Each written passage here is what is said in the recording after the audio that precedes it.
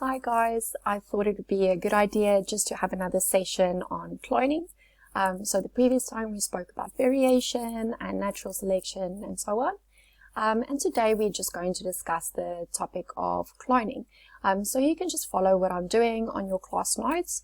So basically I'm just going to elaborate a bit on the class notes and then go through those notes, because obviously that's just a summary of this part of the work. So you could read through the class notes on your own. But if you want to do it in a bit more detail, then obviously it would be best to then have a look at the video and follow with me on your class notes as well. Okay, so let's get started. Okay, so the first question that we're going to ask is, what is cloning? Okay, so we're going to address that and just look at the definition of cloning. The second part that we're going to speak about is the process of how cloning is done. So we'll look at the example of Dolly the sheep. You would have remembered that I also shared a video on Dolly the sheep with you. So you're most welcome to go and watch that video for more clarity as well, but I'll speak through the process with you today as well. Okay, and then the last thing that we will address today is the extension part, so the extra part that speaks about why inbreeding is such a big biological issue. Okay, so let's start with the first question. What is cloning? Okay, so basically in a nutshell, cloning or a clone is an exact copy or genetical replica of the parent, okay, and specifically one parent in this scenario. Okay, so it's very important that it's only the genetic material of that one parent. So with sexual reproduction, the normal process of how we would have animals, most animals, you would have two parents. Obviously, there are some animals where it's asexual reproduction, so they only need one parent with that process. But for most of the mammals, at least, you would need two parents. Okay, so with a clone, that is a genetical replica or a copy of that one parent without the use of sexual reproduction. Okay, so it's not the normal process that takes place. And you might be surprised to know that you would have maybe done cloning already, but not in the way in which you might think about, like with animals, for instance. So let's say you saw a beautiful plant in your friend's garden, and it has beautiful flowers or something, and you actually quite like this plant, and you would like to have it in your own house or your own garden as well. Then you can take a bit of that plant. So you can take maybe the leaf of the plant or a bit of the stem or some part of the plant, which we call the cutting, and then take that and go and plant it in a pot in your home or in your own garden. And basically that would be an exact copy, and it will be genetically identical to the parent, so to the original plant. Okay, and so that process is cloning. Even though we have a very fancy word for it called vegetative reproduction, it is still the same as cloning. So it's quite easy to do that with plants, and we've been doing it for many years. So in that way, you can take a plant with a lot of beautiful flowers and make an exact copy of that. So that is, in a nutshell, what cloning is. Okay. So if we look at how it is done, so that is the part that becomes a bit more complicated, but actually it's quite straightforward. So basically what they did with Dolly the sheep, so that was the first mammal that was actually cloned, and this was a big shock and a big success in the scientific world. Okay, but people had mixed emotions about that, so we'll speak about the pros and cons of cloning in a moment. But basically they started with two different sheep. Okay, so there you have the one sheep and there you have another sheep, and they look very different as well. Okay, so that will become important when we look at the offspring that is produced. Okay, so basically what they did was to take the mammary cell, a mammary cell of one of the sheep. So a mammary cell is an example of a stem cell. So what is a stem cell, you may ask? A stem cell is basically a cell that doesn't have a form or a function just yet. So it has the ability to become any cell. Okay. So if you place a stem cell, for instance, with cardiac cells, with heart cells, then they can take on the form and the function of those cells and become a cardiac cell as well. Okay. And so you can do it with different types of cells. So basically when you start off as an embryo, you start off with lots and lots of stem cells, and then basically those cells will start to beat together, some of those cells, and that will form the heart of the baby. Some of those cells will form the stomach of the baby, and so on. So I'm just simplifying so it's easier for you to understand.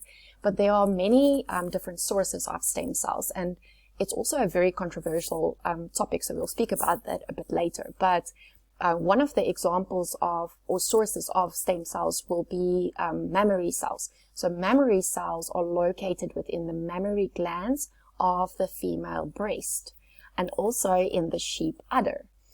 So basically this, as I said, has the opportunity to become anything. So I always think of stem cells as being very similar to year 9s or 10s, in the sense that they don't have a specific speciality just yet. So they have the opportunity to still go into any field that they want to go in. So they just have general subjects that they all take together. But once you move on to year 11, 12, and 13, you start to specialize in a certain direction. So you choose science in year 11, and from there onwards, you will even specialize further. So from there onwards, you will take physics, chemistry, or biology, and that will allow you to become more specialized in a certain direction. So stem cells still have the opportunity to become anything, but once a cell takes on a specific form or function, then that's set. Okay. So other sources of stem cells would be in the umbilical cord of a baby. So you can also find stem cells there. So that's a good source of it. Also embryos, as I said, is an example of stem cells. So there are many other examples as well. But basically they took a mammary cell. So this little stem cell here. Okay. And then they added it to another cell. So the other cell that they used was from the other sheep. And that was an egg cell. Okay. And what they did with the egg cell was to remove the nucleus from the egg. Okay. So meaning that it's just a cell that contains no genetic material whatsoever. So they took this mammary cell, this stem cell, combined it with the egg cell with no nucleus in it, and then basically they implanted that embryo into the surrogate. So into her uterus. So she could then go through the whole pregnancy period, and then after a few months, Dolly the sheep was born. Okay, and so obviously the name is quite funny, Dolly. So they named it after Dolly Parton. And you can just think, if you refer back to mammary cells, where that came from. But anyway, so that's just a funny thing. So that is how they started the process of cloning. They haven't been really very successful with many more examples to date, because as I said, like, the world was quite shocked by what has happened here. Okay, so basically Dolly lived for only 6 years, and then after 6 years she died because of lung disease. So we'll speak about that in a moment as well. Okay, so if we move on to, I just quickly want to speak about the pros and cons of cloning. So when you discuss these different parts, I want you to think a bit about your research question that you would want to research. So it has to be something that is quite interesting for you in the field of cloning. So now that you have a better idea of how cloning is done, let's have a look at the pros and cons, and maybe that will help you to choose your research question. Okay, so the first one is that there's a great advantage of cloning animals for human disease research, meaning that maybe we can take animals with the human disease, so they would have the human disease already, and then clone them and then use different types of, use different types of cures on them, possible cures on them, just to see the effect of it on those animals. And so in the process, you would have animals, you would rather use animals than using humans. So say, for instance, they came up with a possible vaccine for COVID-19, then they could, if they could clone animals that had COVID-19 already, and they could give this vaccine to the animals or test it on them or something like that, or obviously you would need to use the vaccine beforehand. So maybe they came up with a specific cure for COVID-19. Then they could test whether that would actually be effective on the animals before they used it on people. So that could be a possible pro for cloning animals. The second pro that we could have is to have the strongest offspring available. Okay. So obviously if we had a very strong bull, for instance, you could clone it, and then the farmer could make lots and lots of money through that by selling it, or we could have lots of meat and so on because we have the strongest offspring. And as I said the previous time during our group chat, is that you could maybe take a student that is very good in sport and then clone that student, and then you would have like a very strong athletics team. Just think about that. If we took Kapate's best athlete and cloned him or her, and then we had a very, very fantastic team. The other thing, another pro could be that we could clone endangered species, and in that way, we could make sure that obviously they didn't become extinct. So say for instance the situation in South Africa with rhinos that are so endangered because of poaching, we could go and clone those rhinos and make sure that they don't become extinct. Another pro could be that we could alleviate world hunger. So you could take a bull that has a lot of meat, for instance, go and clone it so that we have a higher production of meat, and therefore we would be able to feed the masses of people without food. And then the last one that I could think of, I mean, there would be many, many more that maybe you can think of, would be maybe cloning humans, if we could clone humans to get organs, or maybe you could clone animals and use their organs if we could, you know, for humans. So maybe someone was in need of kidneys, for instance, and they're on this very long waiting list. Then if you had a clone and you could use those organs, then obviously that would be the purpose of those humans.